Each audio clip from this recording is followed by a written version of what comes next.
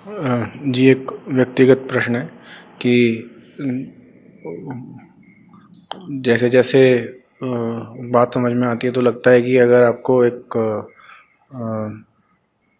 सही जीवन जीने की आवश्यकता है तो दुनिया की समझ होना बहुत ज़रूरी है। एज इन कि तो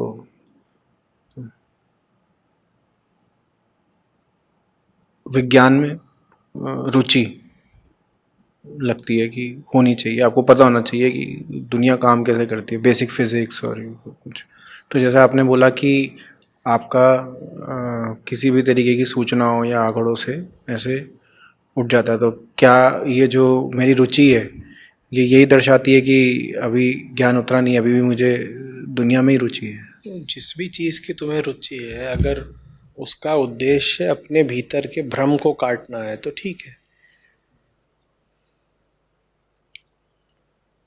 जो कुछ भी तुम्हारी हस्ती को गलाए, जो भी कुछ तुम्हारी पुरानी धारणाओं को हटाए मिटाए, वो अच्छा है तुम्हारे लिए।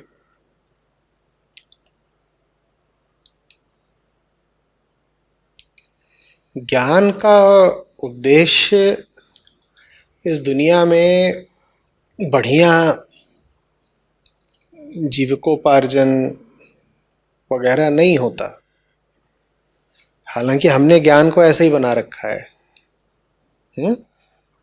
कोई कहेगा मेरे ज्ञान का उद्देश्य है कि मुझे डिग्री मिल जाए, कोई कहेगा पैसा मिल जाए, कोई अपनी रुचि की खातिर ज्ञान इकट्ठा करता है कि अखबार पढ़े जा रहा है, क्यों, मुझे राजनीति में रुचि है तो वो राजनीति की खातिर पढ़ रहा है। कोई डर के मारे टीवी देखे जा रहा है कि अच्छा महामारी फैली हुई है, कितने और लोग कहाँ मर गए, वो डर के कारण सूचना इकट्ठा कर रहा है। ये सब जो हम कर रहे हैं ये ज्ञान नहीं कहलाता। ये सब कुछ तो भीतर जाकर के अहंकार का भोजन बनता है। हम्म।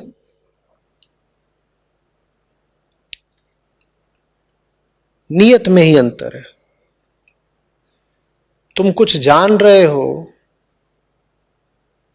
ताकि भीतर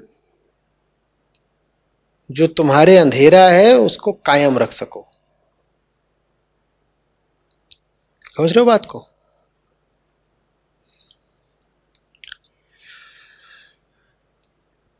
जैसे कोई व्यक्ति दिन में भी सोना चाहता हो, दिन के समय भी तुम सोना चाहते हो, तुम्हारे कमरे में पर्दे लगे हैं,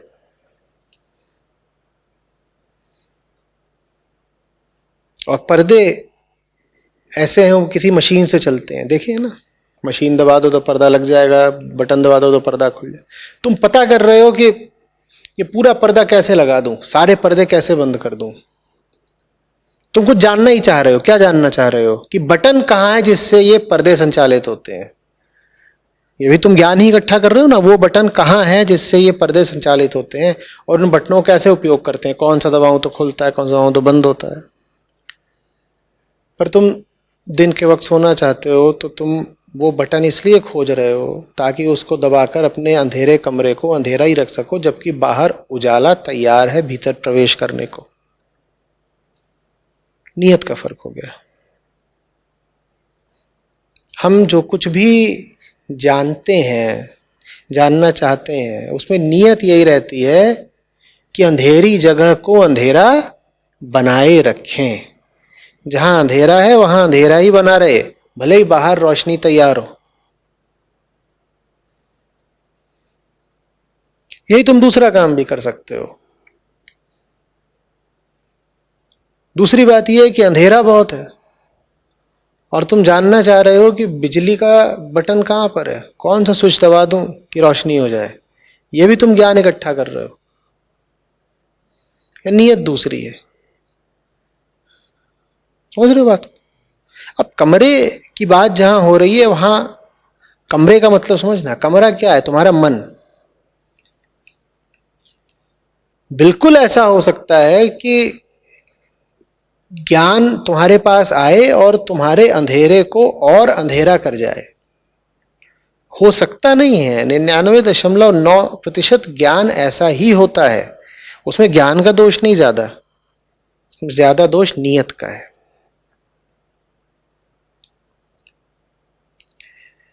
कुछ भी जानने निकलो तो उससे पहले पूछो, क्यों जानना है मुझे?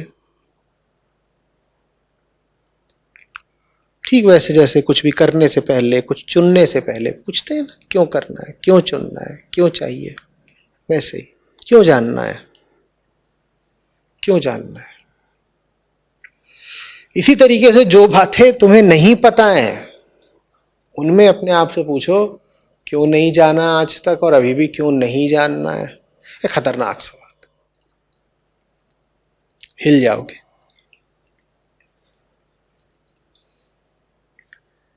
जितनी कोशिश हमारी रहती है ना कि कुछ जान लें इधर उधर, हम कहते हैं ना कि मन चंचल इधर उधर कुछ ना कुछ सामग्री ढूंढने के लिए फुदकता रहता है। हम बहुत अधूरी बात बोलते हैं।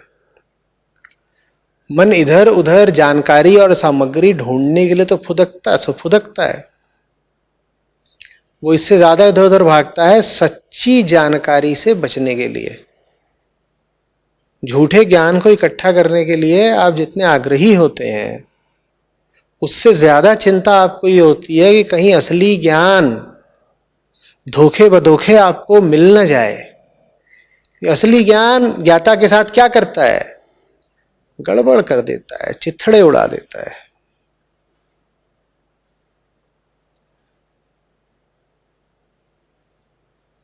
समझ में आ रही बात? नहीं तो सत्य दूर नहीं होता। जो वास्तव में जानने लायक चीज है वो तो हमारे बहुत निकट होती है ना, क्योंकि वो हमारे कामों में, विचारों में, निर्णयों में, भावनाओं में, सब में परिलक्षित होती है। तुरंत पता चल जाता है कि चीज क्या है हम, और पता चल जाता है चीज क्या है हम तो बदल भी जाते हैं, हम मिट भी जाते हैं। पर हमारी घोर रुचि है न जानने में, बड़ी चिंता रहती है कहीं पता न चल जाए। इसीलिए जो चीज बिल्कुल सम्मुख होती है, एकदम प्रत्यक्ष, हमें वो भी पता लगने पाती नहीं। फिर कोई चाहिए होता है जो हमारा गला पकड़ के हमसे बोले, देख ये अभी किया तूने, क्या किया, क्या तू इसका अर्थ नहीं समझता, तू क्या कर रहा है? ये ऐसा कैसे है कि कोई और आकर के आपका गला पकड़ करके बता रहा है, तब आप अचानक झटके में आकर कहते हैं, अरे हाँ मैंने ही तो ऐसा किया, मैंने ऐसा कैसे किया? ऐसा नहीं कि बहुत कोई कठिन या जटिल बात थी जो आपको पता लग नहीं सकती थी, बस आपकी नीयत खराब है। नीयत यही है कि सच्चाई कहीं पता ना लग जाए।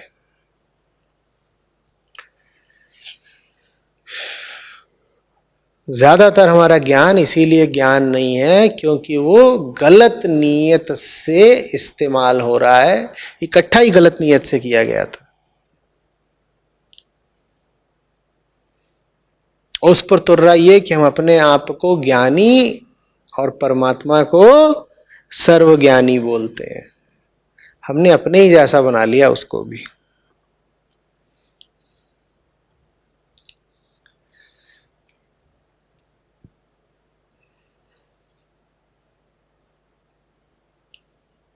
हम कहते हैं ना कि ये 5 इंद्रियां तो झूठ दिखाती हैं, ज्ञानेंद्रियां, कर्मेंद्रियां सब झूठे हैं। सच देखना है तो 2 आंखों से नहीं, तीसरी आंख चाहिए होगी, कहते हैं ना ये सब। और हम कहते हैं कानों से सच सुनाई नहीं देता, सच तो मौन में है, शब्द में नहीं, कहते हैं। वास्तव में वो बातें भी अतिशयोक्ति जैसी हैं। इन्हीं 2 आंखों से सच दिखाई देता है, इन्हीं 2 कानों से सच सुनाई भी देता है। अनहद इन्हीं 2 कानों से सुनोगे। नियत होनी चाहिए। इतनी कमजोर भी नहीं है आंखें, गंदी हैं, कमजोर नहीं, ढकी हैं, कमजोर नहीं। आच्छादित हैं, अशक्त नहीं।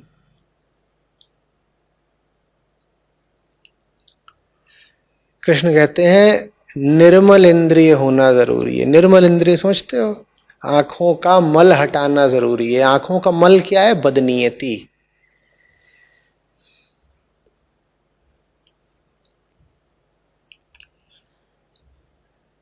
इन्हीं आंखों से सच दिख जाएगा।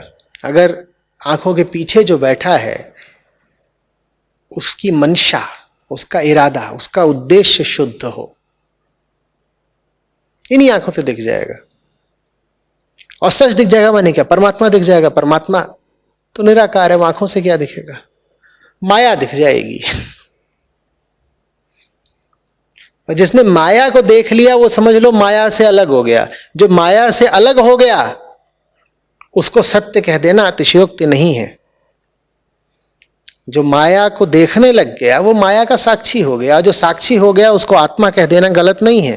तो इन्हीं दो आंखों से सच दिखेगा, क्योंकि इन दो आंखों से कम माया को तो देख सकते हो ना, पर हमें माया भी नहीं दिखती इन दो आंखों से।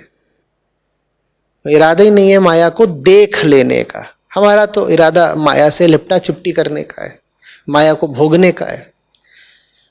और तुम भोगी और साक्षी एक साथ हो नहीं सकते। तो जब भोग रहे होते हो माया को, तो माया को कभी देख नहीं पाते। फिर कहते हो अरे हम क्या करें, हम तो साधारण जीव हैं, इन दो आंखों से कहां सच दिखाई पड़ता है। चलो सच नहीं दिखाई पड़ता, माया तो दिखती, वो भी नहीं देख पाए। इरादा, मंशा, उद्देश्य, नियत खराब है, बहुत ज्यादा खराब है।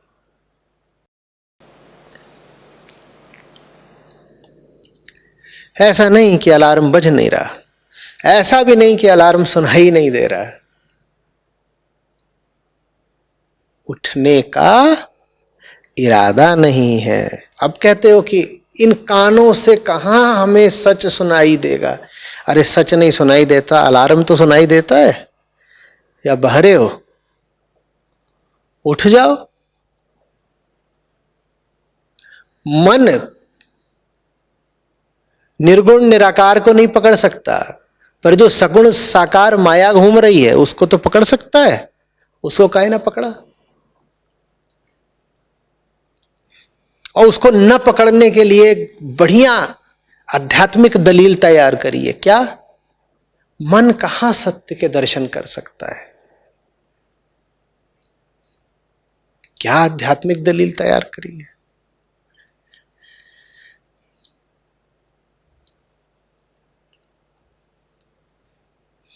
फिर तमाम तरह के हम करते हैं पाखंड। जिन कानों से तुम कभी सुने जा रहे शब्दों की, चाहे वो दूसरों के शब्दों चाहे अपने हो,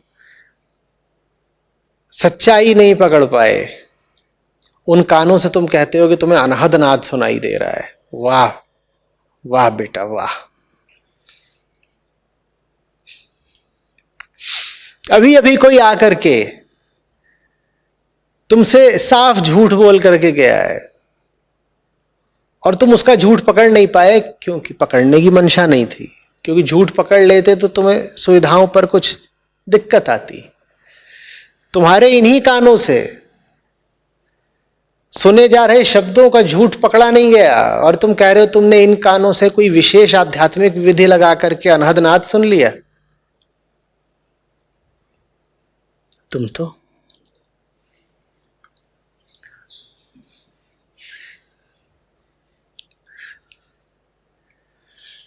जिन आंखों से सामने दिखाई दे रहे दृश्यों का तुम्हें कभी व्यर्थता बोध नहीं हुआ, उन आंखों से तुम कहते हो अभी अभी मैं बिल्कुल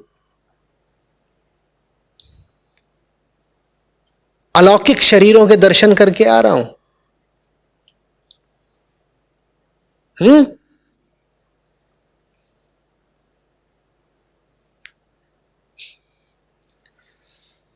जो मन सामने दिखाई दे रहे तथ्य को कभी जांच परख नहीं पाया, वो मन अपनी कल्पनाओं में परमात्मा को देखने लग गया। जो चीज प्रत्यक्ष है उसमें सच्चाई कभी टटोली नहीं गई। और कहते हैं हम आंख बंद करके ध्यान में बैठते हैं तो कल्पना में हमको ईश्वर दिखाई देते हैं। आंख खुली थी तब तो कुछ दिखाई दिया नहीं, आंख बंद करके कल्पनाओं में सच दिख गया तुमको।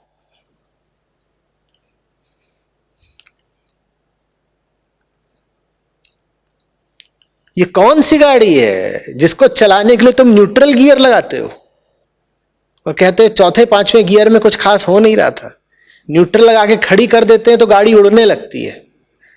गाड़ी नहीं उड़ रही, तुम उड़ रहे हो। गांजा कम फूका करो।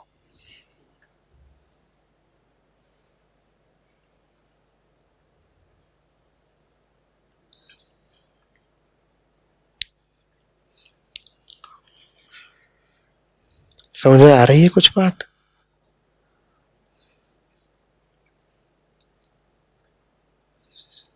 आज धर्म का इतना अपमान दुनिया में इसीलिए है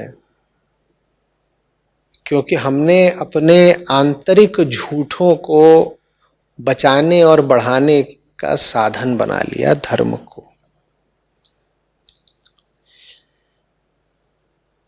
साधारण आदमी से भी कहीं कहीं ज्यादा झूठा तथा कथित धार्मिक आदमी होता है। साधारण आदमी तो इस दुनिया के संदर्भ में ही कुछ झूठ बोल देगा।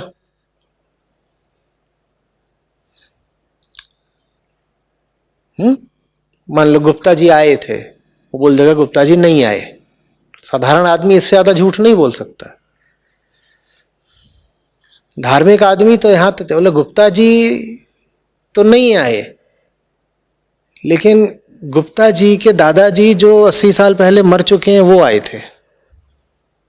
ये धार्मिक आदमी का झूठ है, वो यहां तक जाता है।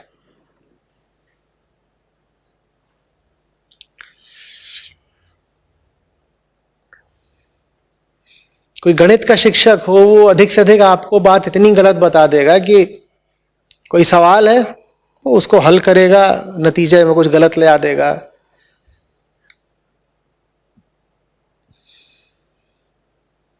बीच में कहीं उसने समीकरण में कोई गलत मोड़ ले लिया, कोई सूत्र गलत लागू कर दिया, तो नतीजा गलत आ गया। लेकिन अध्यात्म का शिक्षक होगा,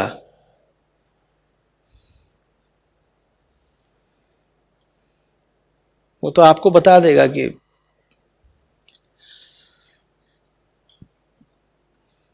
तरंगे थीं और वो तरंगे मेरे सामने एक ठोस रूप लेके खड़ी हो गई, एक लंगड़े योगी का।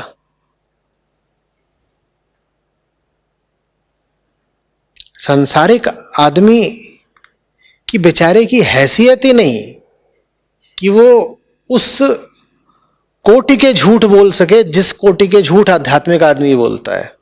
अब बताओ धर्म को सम्मान मिलेगा दुनिया में?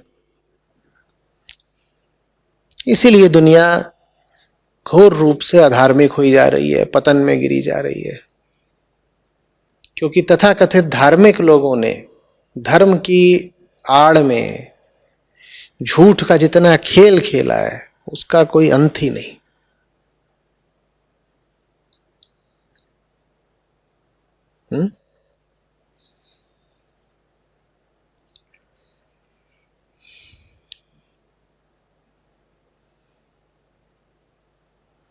भौतिकी का कोई शिक्षक होगा, उसको बोला जाए कि एक तरंग है, वो पिछली 2 तरंगों को इस तरीके से जोड़ करके बनी है। ठीक है, 2 तरंगें थीं, उनका कंस्ट्रक्टिव इंटरफेरेंस हुआ तो एक तीसरी तैयार हो गई, ऐसे ऐसे। बताओ भाई, इसका हो सकता है वो उसकी फ्रीक्वेंसी, आवृत्ति वगैरह कुछ गलत निकाल दे, उससे गणना में भूल हो गई। पर अभी कोई आध्यात्मिक गुरु जी आएंगे, वो तुम्हें ऐसे ऐसे वाइब्रेशन बता देंगे जो है ही नहीं। कहेंगे मैं तुमको देखता हूं, मेरे देखने भर से मेरे और तुम्हारे बीच का स्पेस आयोनाइज हो जाता है, और फिर मैं यहां से चार्ज फेंक के मारता हूं। मैं चाहूं तो उससे तुमको अभी तत्काल एनलाइटनमेंट भी दे सकता हूं, या मैं चाहूं तो अभी तुम्हें मौत दे सकता हूं।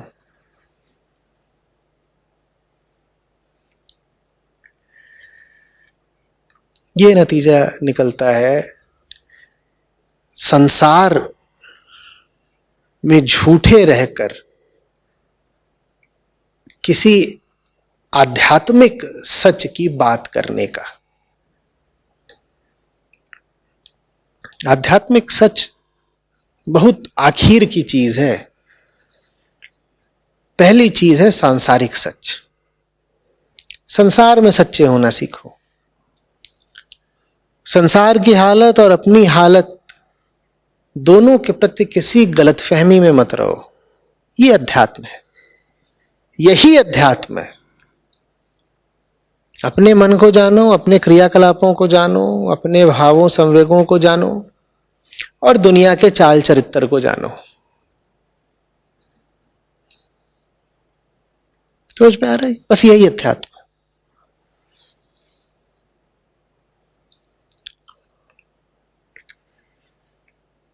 50 तरह की कल्पनाएं और कहानियां,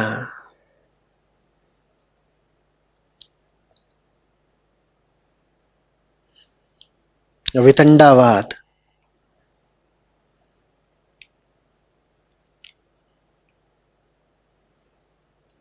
भूत प्रेत आत्माओं के किस्से, ऑरा, वाइब्रेशन, ये अध्यात्म नहीं होता। किसी ऑरा, किसी वाइब्रेशन का अध्यात्म से कोई दूर दूर तक का संबंध नहीं है। अध्यात्म सच का अनुसंधान है, कपोल कल्पनाओं का नहीं।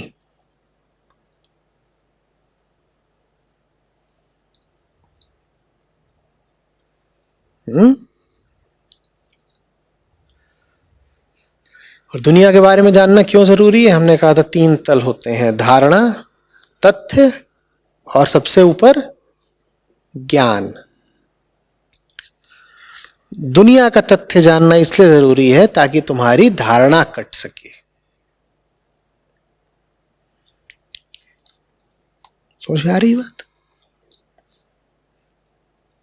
जो अपनी धारणाओं को काटकर तैयार है, कम से कम काटने के लिए तैयार है, फिर उसके लिए है उपनिषद के वचन। जो अपनी धारणाओं को संरक्षण देने पर उतारू है, उपनिषद उसके लिए है ही नहीं। उपनिषद उसके लिए है जो आत्माहुति देने आया है। जिसकी रुचि आत्म प्रवंचना में या आत्म संरक्षण में है, उपनिषद उसके लिए बिल्कुल नहीं। समझ में आ रही है बात?